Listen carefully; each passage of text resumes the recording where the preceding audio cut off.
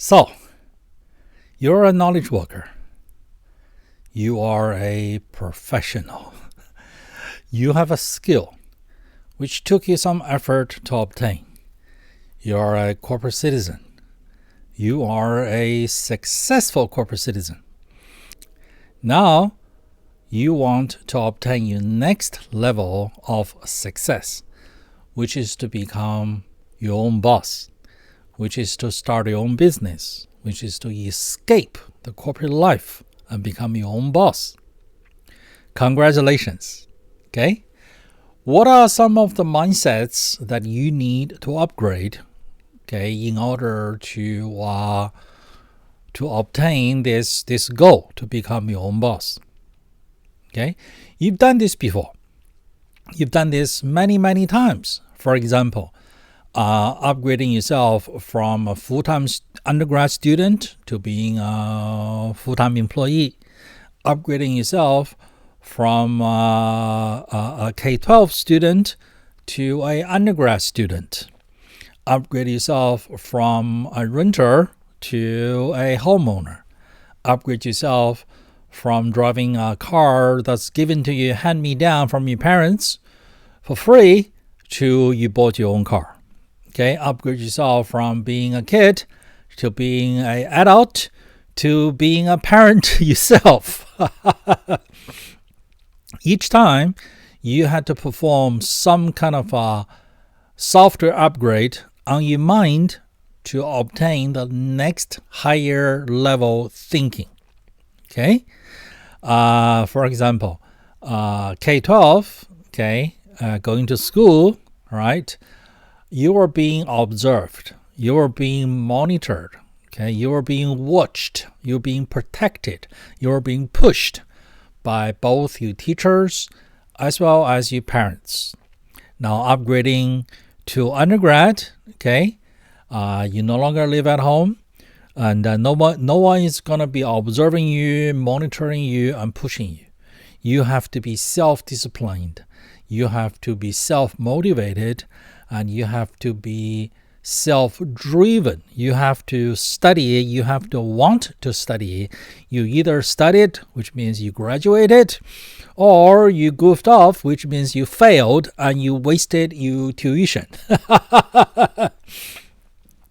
Same thing with, for example, being a renter to being a homeowner.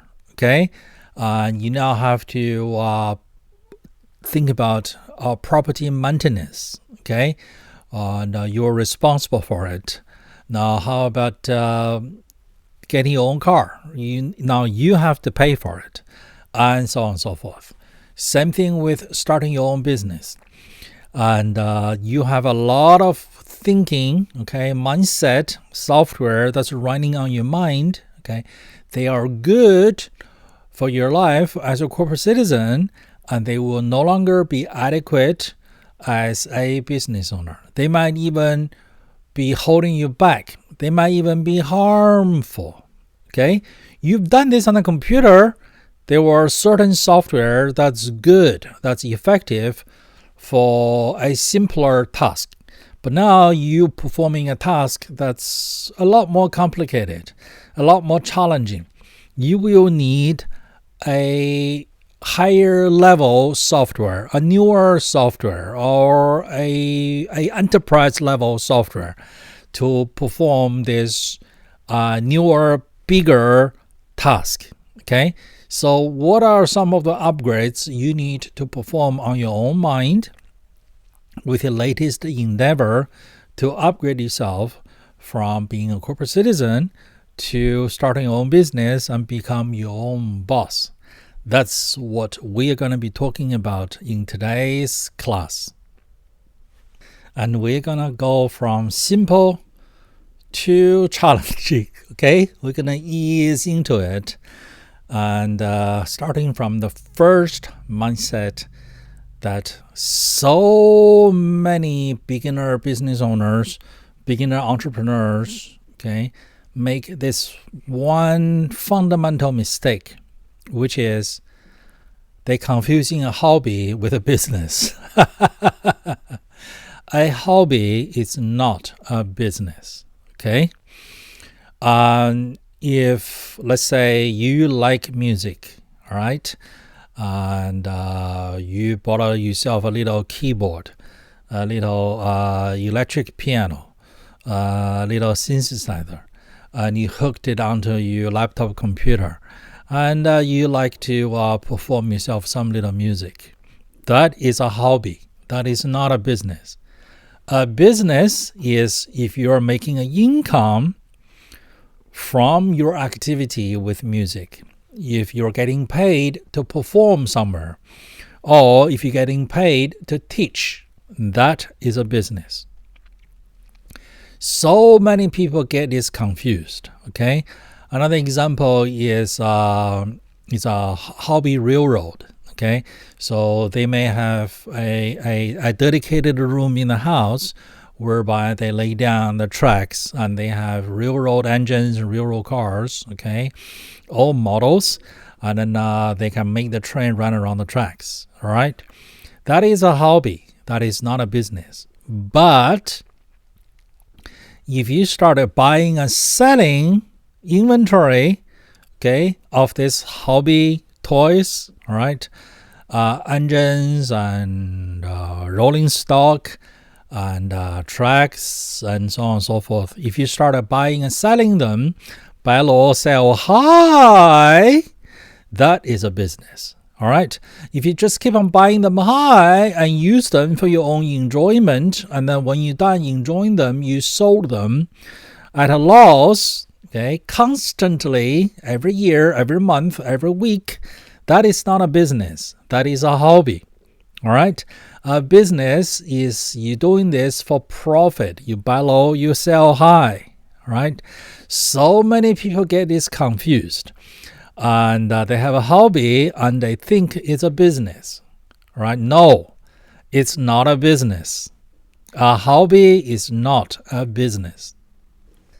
The second biggest confusion I see so many people falling into as a trap is they fail to understand it's not about you. It's not about us.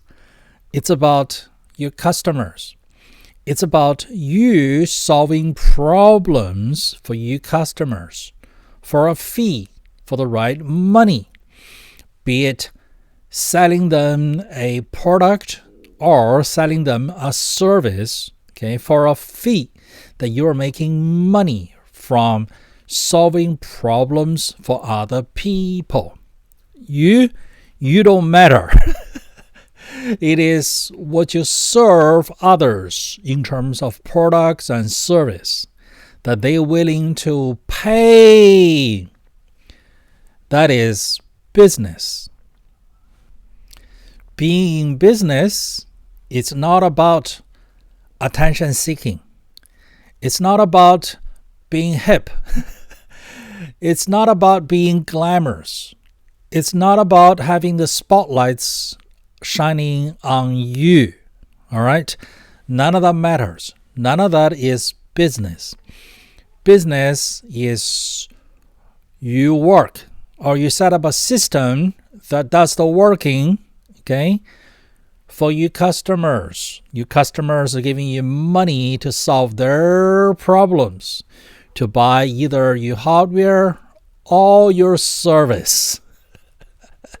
So many people are confused about this, and they think being in business, it's all about getting the attention, all right, getting the glamour. No, you see people are doing marketing, okay, getting the attention, but no, attention, glamour is not their ultimate goal, all right? That is them doing marketing. They're promoting themselves. They're trying to attract eyeballs. If they could get their products and services sold without the attention, they would. And they do. All right? For example, have you ever walked into a McDonald's and you saw the owner there? Right? You have never seen the owner. You don't know where the owner is. You don't know who the owners are. And that's the whole idea. Same thing with many other businesses. You walk in there, okay, you were served, okay, or you bought the product. You don't know who the owner is. The owner is hiding somewhere, all right? They don't want the attention. They don't need the attention, right? It's just a burden. It's just a burden, okay? They don't want the glamour, all right? So being in business is not about attention seeking. It's not about being glamorous. It's not about being hip. It's all about figuring out some sort of a system so you provide a product or a service to solve problems for other people, either the real problems or their perceived problems. That is not your problem. Your job here is to make money by having them wanting to buy something from you, and you make a profit from selling them that thing. It can be a cup of coffee, or it can be a fancy car. It doesn't matter. The satisfaction for you, okay, you the founder, you the business owner, all right, is not in the glamour, in the attention, but it's deep down inside of you knowing that you solved so many problems. You solved the problem of establishing a business. Okay? That's where the satisfaction is. And it's the sort of satisfaction that people who are not business owners cannot comprehend. It's like satisfaction that you did some repair on your own car or on your own house. Okay, it's something that people who don't work on their own cars or people who don't fix their own houses cannot comprehend. The kind of satisfaction you get, okay, from overcoming challenges within your business are the thing that only other business owners can comprehend, can appreciate, will give you a genuine pat on the back. And you can exchange ideas, all right, and helping each other. That's where the true satisfaction is in business. It's not in the glamour. It's not in the public attention. Those are a vehicle. Those are something that you have to do for marketing purposes to attract prospective customers. Those are not the goal of a business.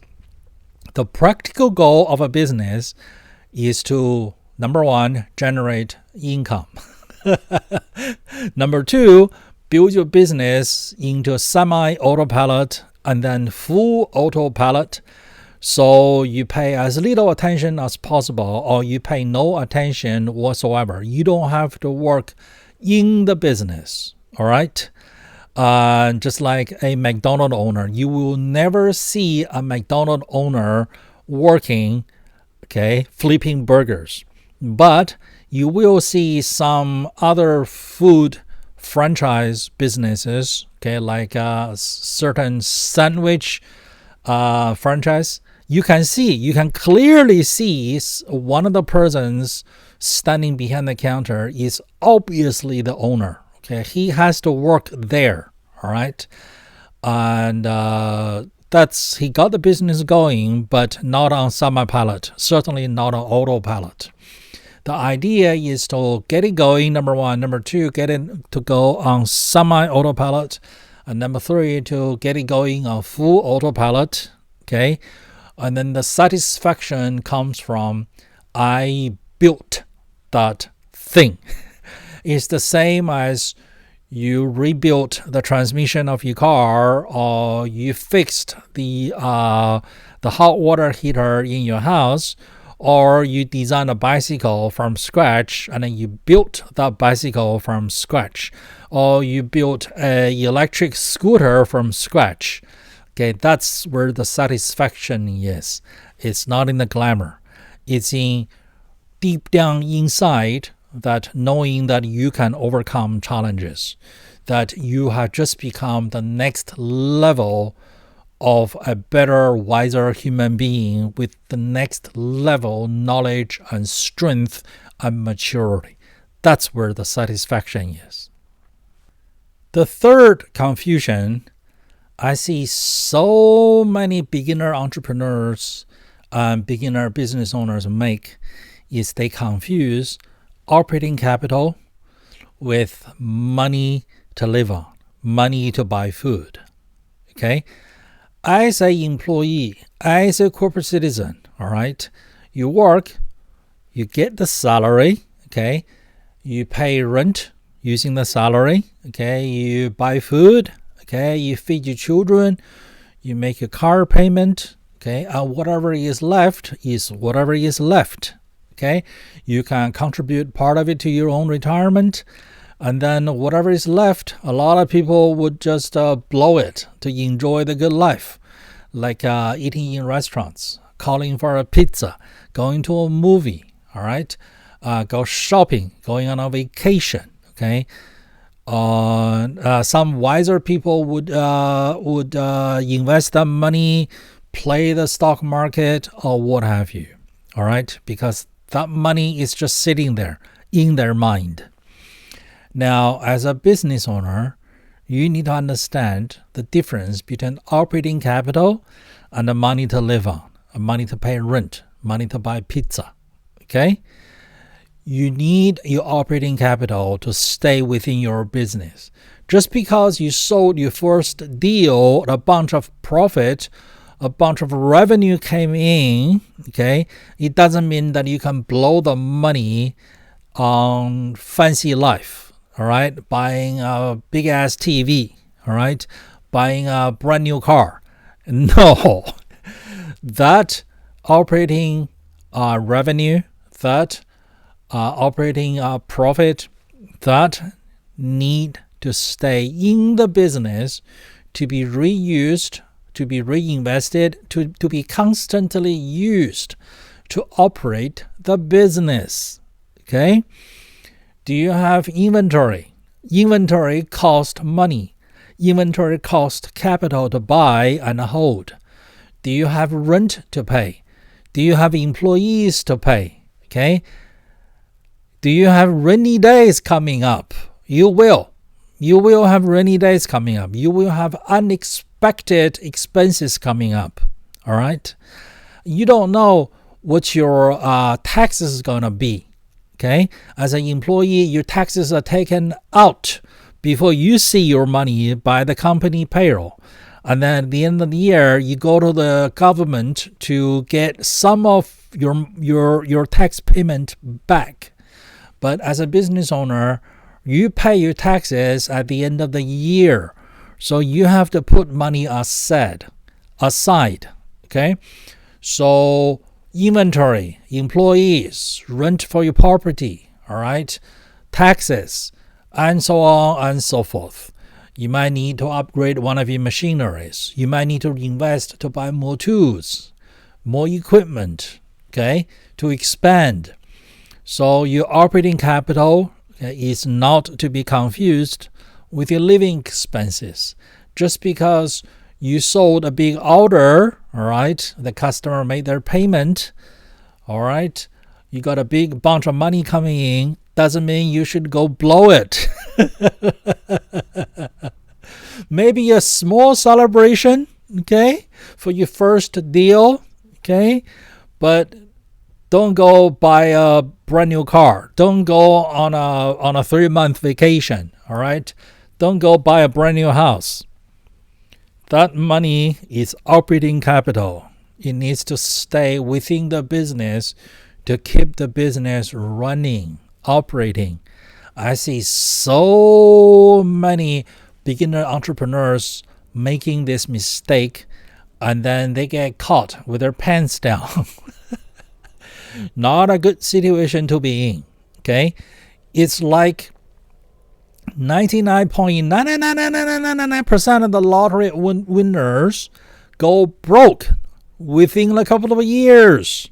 Why? Because they don't understand this principle. Okay?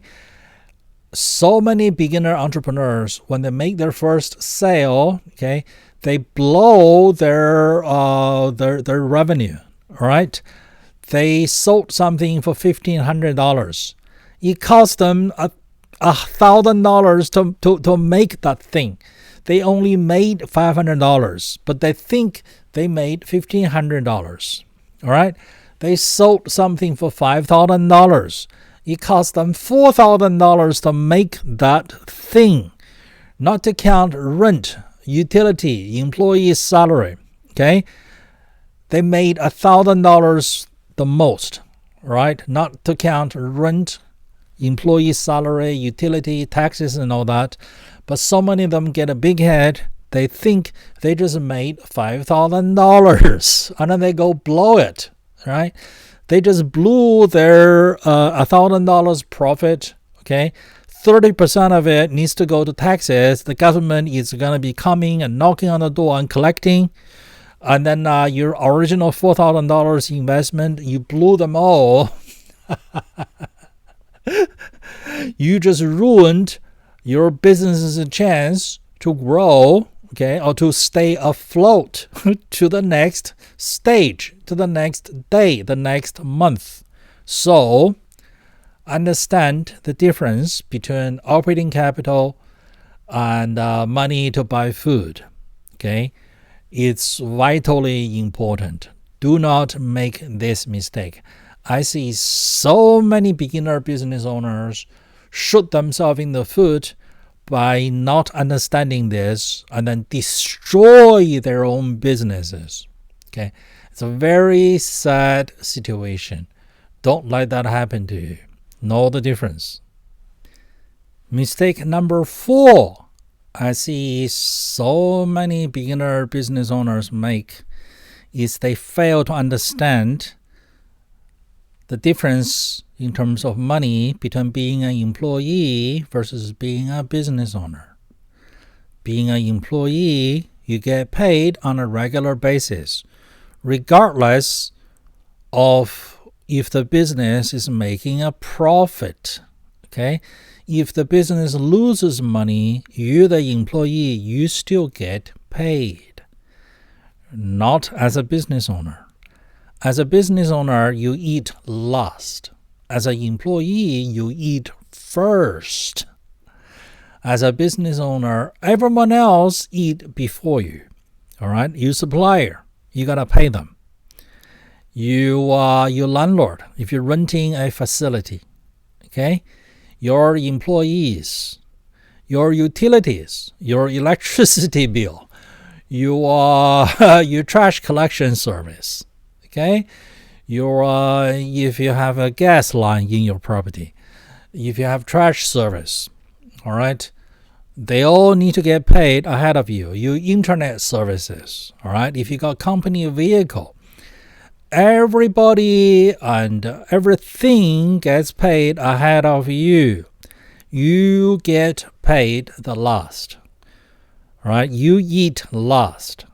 However, if your business idea is working out, okay, then even though you eat last, you eat the most.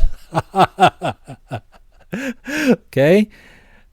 If your business idea is not working out, okay, you may get to eat nothing at all because your idea is not working out. You're making no profit. And if you made a loss, you have to pay everybody else out of your own pocket, out of your savings, out of your investment, out of your operating capital, out of the profit from last month. You might have to re-inject money from your own pocket into the business to pay your employees, to pay your outside vendors. You might have to borrow money from outside. Okay, you might have to borrow money personally. Okay, sign on the dotted line. Okay, yourself personally give you personal guarantee to borrow the money and to inject the money into the business to pay your employees, to pay your vendors. That's if your business idea is no good.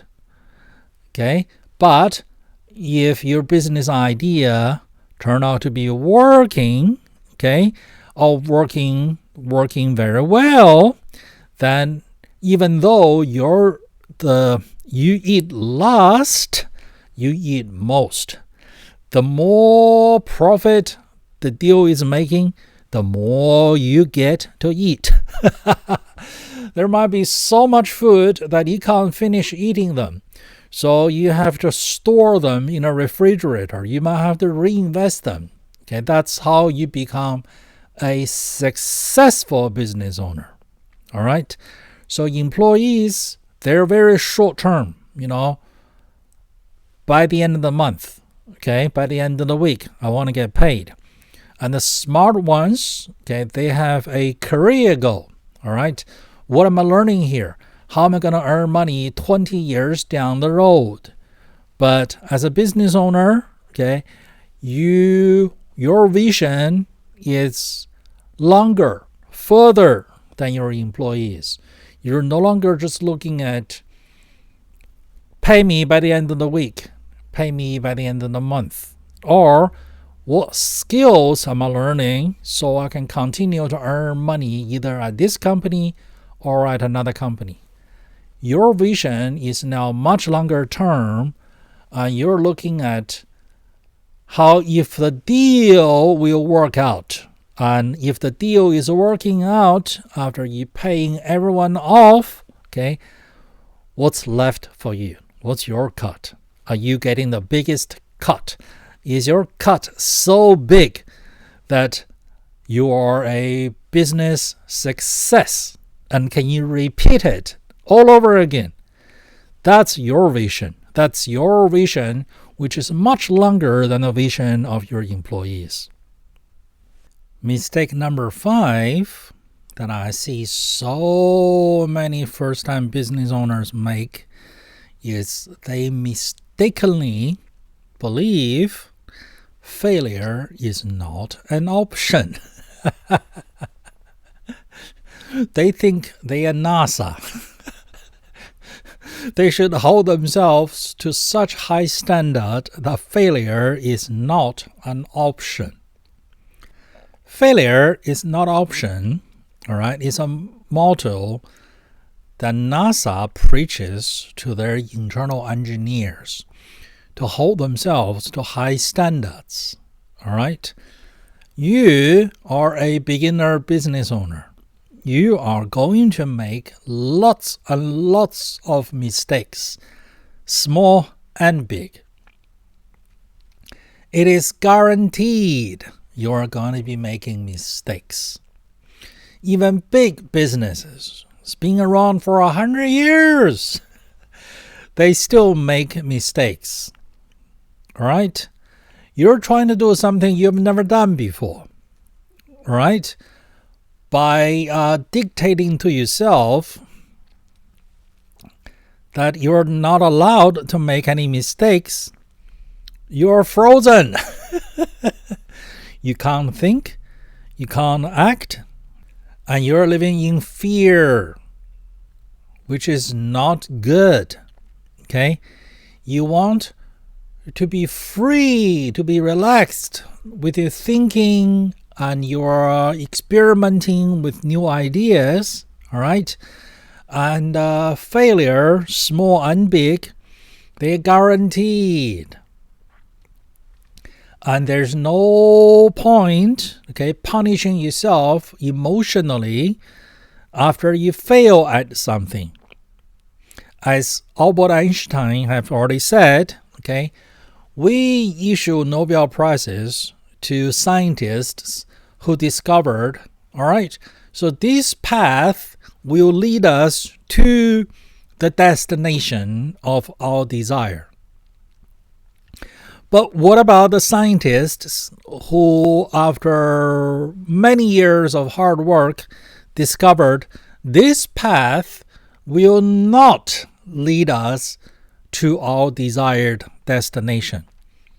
Is that not a proper scientific discovery? Of course it is. We should also issue those scientists a Nobel Prize. Because their discovery is this path will not lead us to our desired destination. That is a discovery. That is a scientific discovery. Therefore, they deserve a Nobel Prize. Same thing with you, the beginner business owner. All right? You're going to try this and try that, and many of them won't work, and there's nothing wrong with it. It's not you're stupid, you are inadequate, you are this, you are that. Okay? You are a explorer. You're trying to figure things out. You are experimenting. Okay? There's nothing wrong with failures, small, medium, and big. Failures in business, it's just like riding a bicycle. You fell off. Okay? Anyone who is good on a bicycle have fallen off many times. Failure in business is just like writing a software and then it doesn't work. It happens all the time, every day, every hour, every minute. Your first draft of the code it doesn't work. It doesn't compile. It doesn't run. It doesn't execute. It produces the wrong result. It has bugs. So your job is to debug. Okay? And it's perfectly normal in software development. It's perfectly normal in sports. All right? Ask any winning athletes. Ask any winning professional sports teams. Have you guys ever lost a game? Have you guys ever lost a point? Have you guys ever lost a bet? Okay? They all say, yes, we have. Plenty times. Okay? You ask the best basketball player, do you get it in the basket every time? He's going to say, no way. Not every time. Okay? So, just like sports, just like software development, just like any kind of engineering, just like riding a bicycle, you are going to experience failures. There's no shame to it. There's no shame in making mistakes.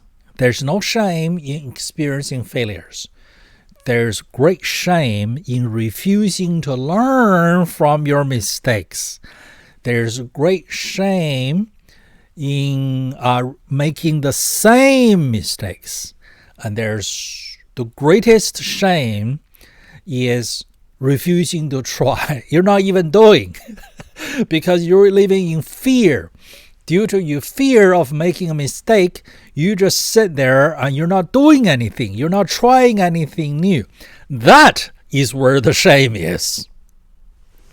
Mistake number 6, I see so many first-time business owners make is, once again, the employee mindset of not disclosing how much money.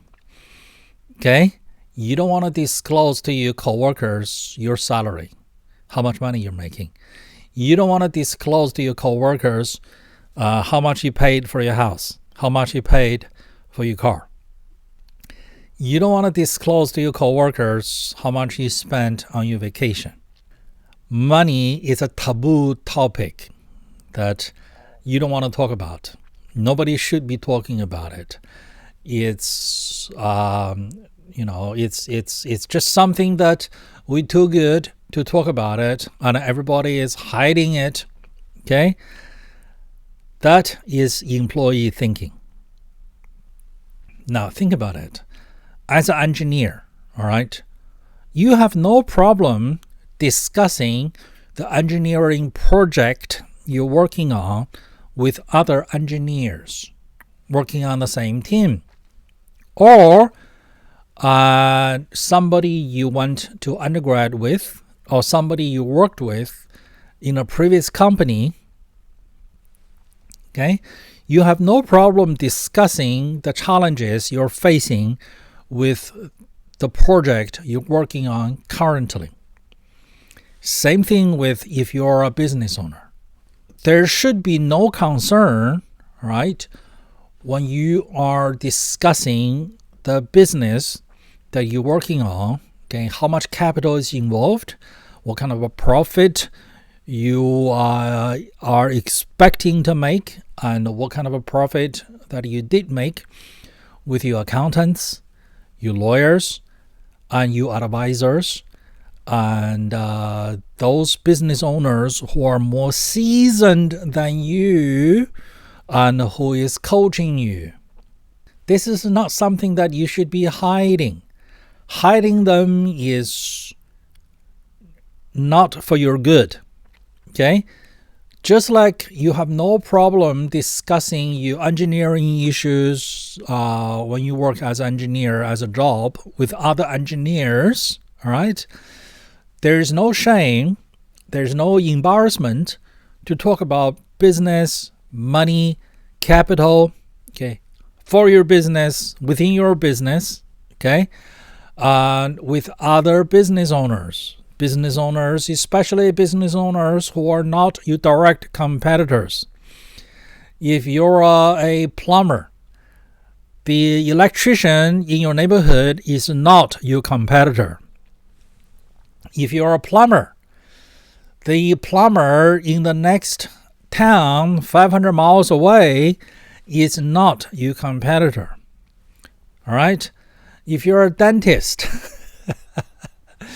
the doctor, okay, in the next door, he is not your competitor. The dentist in the town 500 miles away, he is not your competitor. You shouldn't have any qualms about discussing business ideas, business challenges with someone who is your peers, who is not your competitor. Just like you discussed your engineering issues on the job with other engineers. All right? So this is one issue. I see so many brand new business owners being uptight about it. Okay? Don't confuse business, money within your business, with your salary. Okay, how much you paid for your house, how much you paid for your car, how much you paid for your wedding, how much you paid for your vacation. Not the same. We're not talking about spending here. We're talking about business.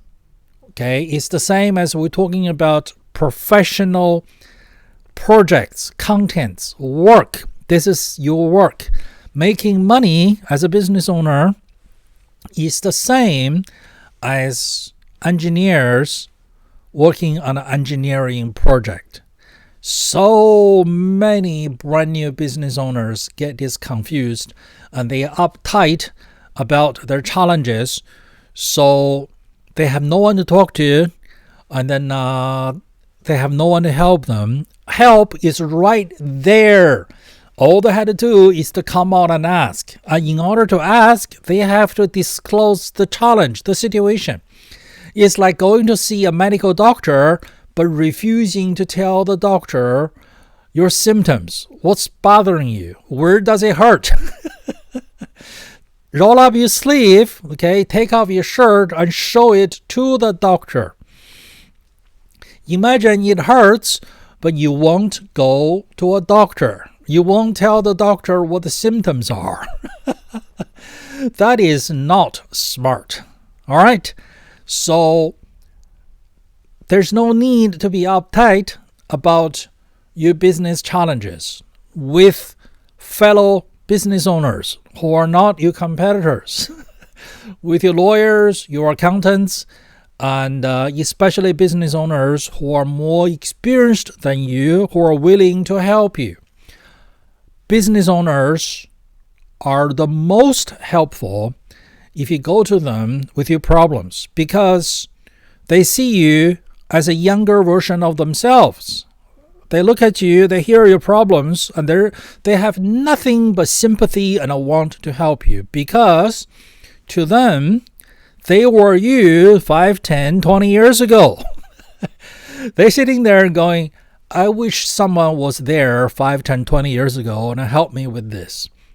Now they're going to give back by helping another beginner business owner.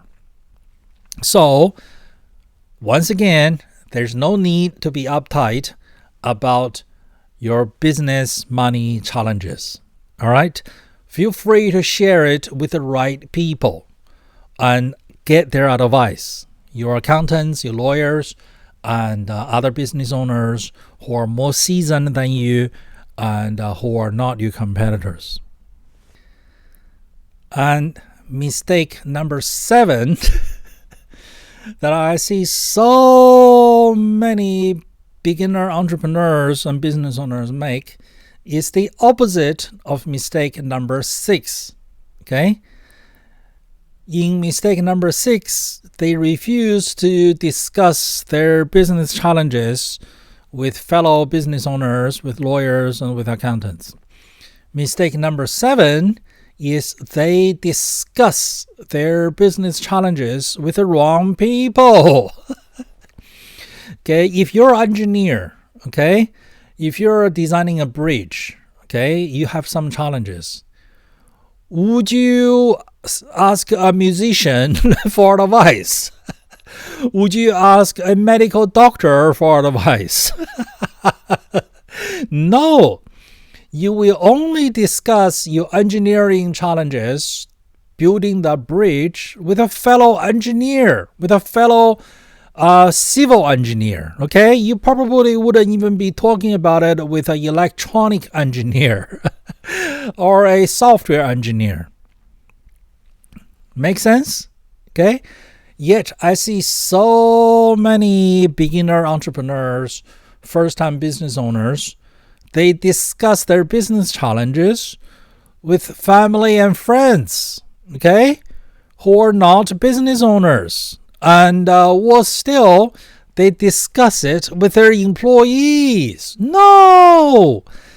Okay, your family are your family, okay? They love you, but they are not experts in running a business, unless they are, like your older brother, your father, they have always had businesses, okay? In that case, yeah, sure, go ask them, okay? If your family, your friends are not in business for themselves, no, do not ask them for advice, because they don't have any. Yet they care, they're concerned, okay? And their advices are not good because they don't know, okay? If you're a mechanical engineer, okay, and here's a surgeon come to ask you, so I'm about to operate on a patient tomorrow. I'm gonna cut his head open, okay? But I'm facing this challenge. What do I do here? You should say, I can't help you, okay? I'm not a surgeon. I'm a civil engineer. I design bridges. I don't know what happens when you cut someone open. Go ask another medical professional, right? So don't ask your family. Don't ask your friends, especially if they are not in business. And don't ask your employees, okay, unless they are hired for business purposes, all right? If you hired an engineer, okay, don't ask him about marketing. He doesn't know, okay? If you hired a engineer, don't ask him about, capital allocation. He doesn't know. Okay?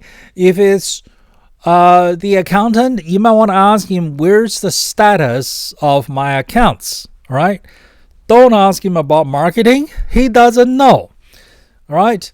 And if it's the marketing guy you hired, all right, don't ask him about accounting. He doesn't know how to account for money. So don't make the mistake of asking your employees about business decisions. That's outside of their scope, of their knowledge, of their expertise. All right? And Worse than that, okay, is to listen to people who have no business telling you about business. For example, okay, social media influencers or government. Okay, that's the worst. Okay, government, okay, knows nothing about how to run a business. All right, they know less than nothing about how to run a business. They know how to ruin a business. And if government workers knew about business, why would they be working for the government? They would be running their own businesses, wouldn't they? All right. Yet, government often present themselves as the expert in everything, including how to run a business. And I have even seen conferences put up by the government teaching entrepreneurs how to start a business. Would you want to learn, okay, how to perform surgery, right, from somebody who is not a medical doctor, who has never performed surgery before? Would you want to hire a medical doctor to design a bridge? Would you give your car, all right, to a nurse to be fixed? Do you think your mechanic, okay, can perform brain surgery?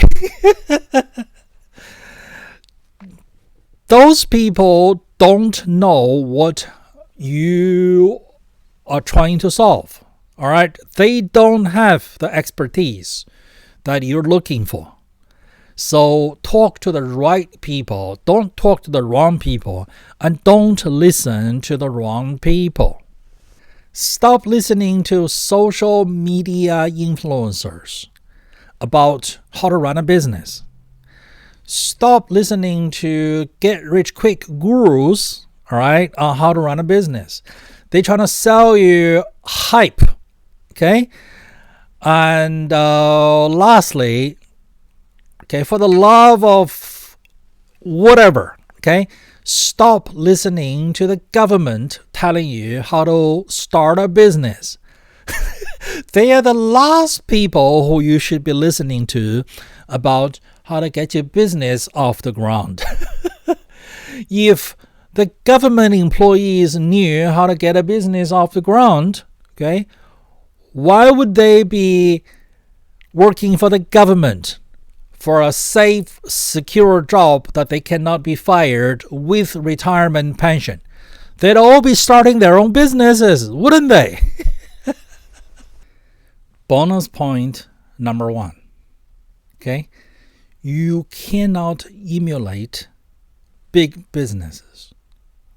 When you're trying to start your very first small business, whatever it is they're doing, okay, it does not apply to you because they are not you and you are not them. And what's still is for those of you who came out of the government, okay, you want to emulate the government. Whatever they do, okay, in your own small, tiny business, you're trying to get off the ground. No! It does not apply whatsoever. All right? It's not the same. Okay? Think about it. Okay? Let's just use governments as an example. Okay? Let's say you're a mayor of a small city, a very small city. Okay? Can you emulate the federal government? No, you cannot. The federal government can print money. Your small town with population 10,000, can you print money? The federal government, okay, can adjust interest rates. You're the mayor of a small town, population 10,000. Can you adjust interest rates? Right? The federal government, okay, can either make peace or declare war, all right, with other nations. Your little city, population 10,000. Can you declare war on another country? You don't have that kind of power. That is not you. Okay? Same thing with your small business and the big business that's been around for 100 years. All right? Don't emulate them now. Okay? As a matter of fact, okay, you don't even know the reason why they do whatever today. But what you should study is what did they do 100 years ago when they were a mom and pop in a garage trying to get their business off the ground. Those are the stories you want to study and understand the essence behind the scene. All right? What was the practical reason? What was the economical reason? What was the financial reason that mom and pop did whatever they did 100 years ago to get the business off the ground? So many of the biggest businesses you see today, okay, started 100 years ago or more, okay, as a mom and pop. All right? There's a lot to be learned about their beginning, their humble beginning for your success. So don't emulate what you see on the surface from a big business today, but do study how they got their start. Right? Those are the wisdoms that will apply to you, your little business, your little operation that you're trying to take off. You're trying to get it to fly. Even for the government, okay? The US government is huge today. But what did they do 200 years ago? Back in 1776, they did not do what they're doing today. Okay? They did whatever they did to get the little upstart, okay, started. The US, all right, is just another startup venture. Okay? Study history. All right? Study how the US got its start. What did they do? Okay, the sort of bootstrapping, the sort of entrepreneurial spirit to get a nation going. That's what you need to study, understand, and possibly emulate, okay, in your business today. Bonus point number 2, okay, is I see so many beginner entrepreneurs, first-time business owners, okay, have this fear, which is, will I become a bad person if my business becomes successful, financially successful? Okay? And that fear, the fear of the moral guilt, or the moral guilt of the fear, okay, is holding them back. All right? No. If you become successful with your business, no, you will not become a bad person. Not only will you not become a bad person, you will actually become a better person, because you will have the next level appreciation of people who are working very hard to help themselves. All right? And when you are helping yourself, you cannot help it but to contribute to society. If you provide a product or a service, all right, and you sold it, other people bought it. Other people bought it because they need it. You serve a social need. All right? If there's a willing seller and then there's a willing buyer, okay, nobody put a gun to the buyer's head, okay, then the buyer is buying something according to their own desire. They're willing to pay this amount of money to buy this product and this service, which means they need that product and that service. You are doing society good. You're providing something that's needed by the society. All right? So you're doing something good, and then in the process of you doing something good, you will be working with suppliers, customers, vendors, employees, so on and so forth. You will meet all sorts of people who are also trying to help themselves. All right? And by doing business with them, by buying from them, selling to them, or hiring them, right, you are helping them to help themselves. All right? If everyone is helping themselves, they will be helping everyone else as well, because everyone has to trade. Okay, an employee is trading their skills for salary. And once he gets the salary, he will be using the salary to trade for food, for housing, for cars, for transportation. Okay, so if everyone is helping themselves, then everyone else will enjoy the benefit of everyone else working. Everyone is contributing. All right, so you will have the next level newfound appreciation of folks who are trying to help themselves. And also, you will run into business owners who are less experienced than you. And you can't help it but to offer them some tips, some wisdom. All right? And that is you paying back, giving back to society, to help others with your wisdom, with your knowledge, with your teaching.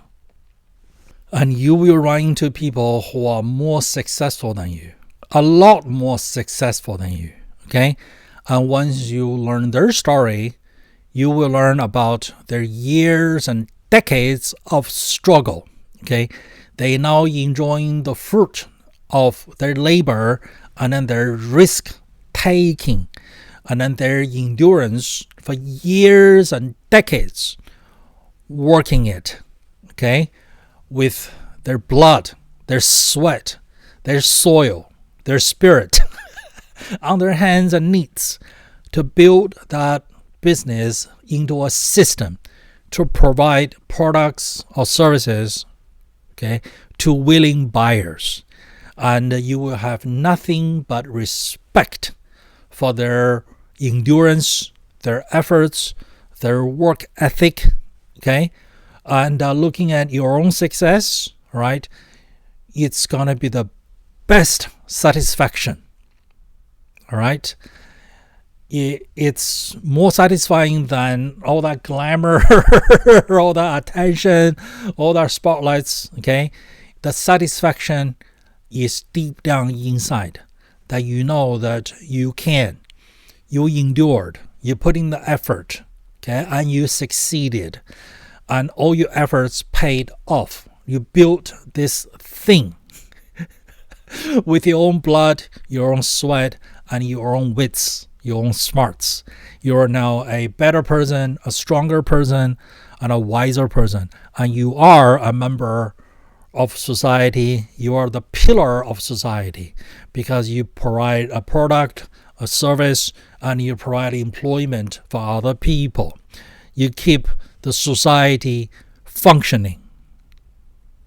And here comes bonus number 3. I see so many beginner business owners, first-time entrepreneurs with this uneasiness, queasiness, okay? For example, when they are trying to make a sale, okay, or trying to market their products or services, or to promote themselves. This is a typical uneasiness or queasiness by so many first-time entrepreneurs, okay, corporate citizens transitioning from employee to employer, from corporate citizen to business owner, okay?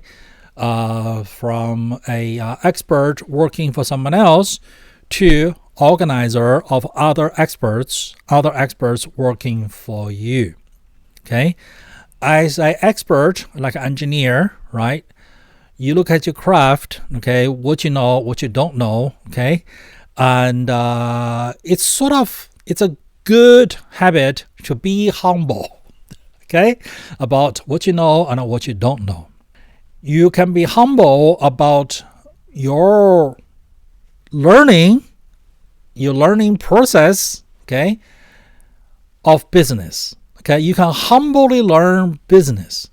But when it comes to making a sale, okay, doing marketing, promoting yourself, okay, this being in business for yourself, okay, it's a great opportunity for you to push yourself to the next level of emotional maturity, okay, to mature to the next level about yourself.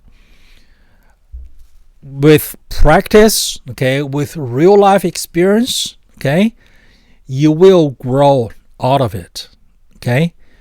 You may feel uneasy about promoting yourself now. You may feel uneasy about negotiating against an outside vendor. You might feel uncomfortable when a customer is asking you for a discount. You might even get offended when your prospective customer is asking you for a discount. And you may not be able to sum up the courage to ask your supplier for a discount for now. But given time, slowly, okay, baby steps, you will be able to develop this kind of confidence, the kind of self-assurance, okay, to be able to comfortably, okay, negotiate in business against outside customer, against outside vendor, okay, to discipline a troublemaker employee, all right, and to stand up there to make a sale, to market yourself, to promote yourself, and to ask for the sale, all right? Don't view it as, I can't do it, all right? View it as, I'm learning how to do it. I will get there, okay? So this bonus point number 3, the first level is you have the uneasiness. You have the queasiness, all right? The second mistake is you think you will never be able to get out of your shell, right?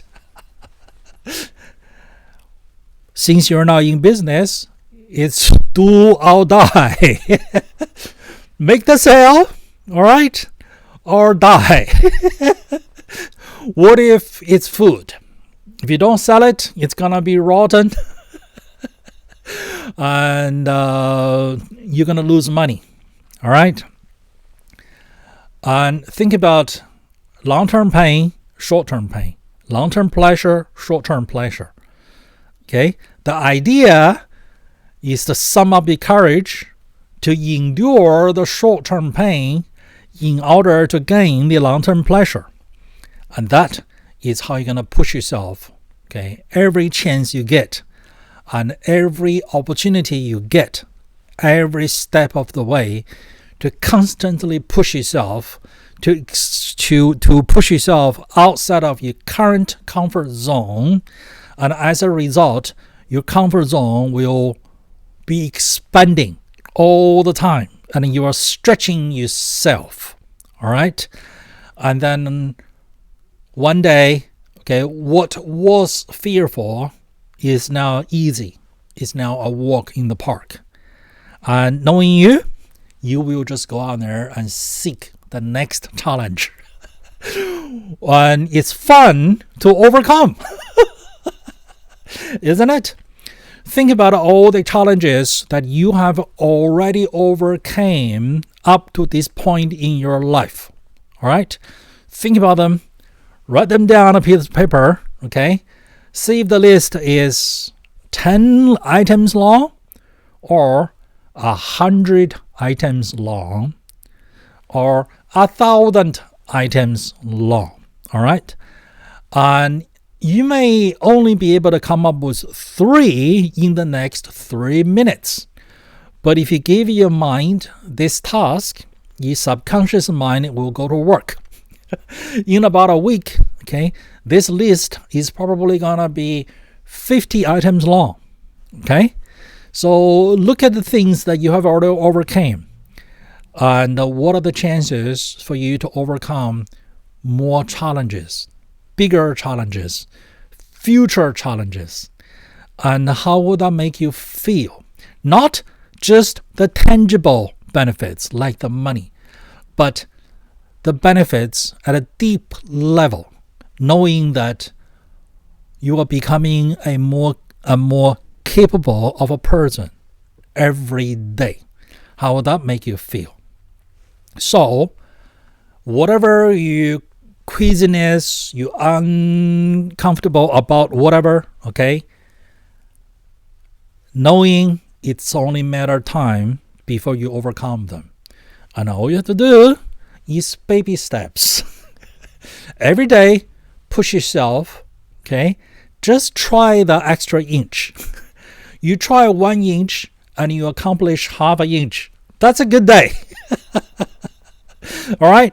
So over the next 7 days, you tried 7 inches, all right? You accomplished 3 inches. That's a good week. The week after, you might go back by an inch. That's okay. Next month, you will try again. All right?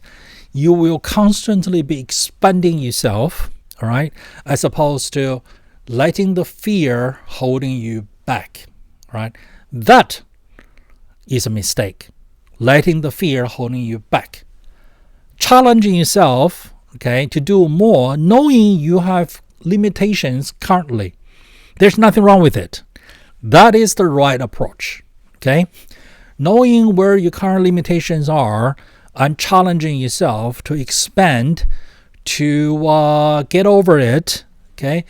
To expand outside the current comfort zone. So your comfort zone expands. That is the right approach. And if you take that approach, you are going to go from success to success. And your little business will take off. And I wish you all the best.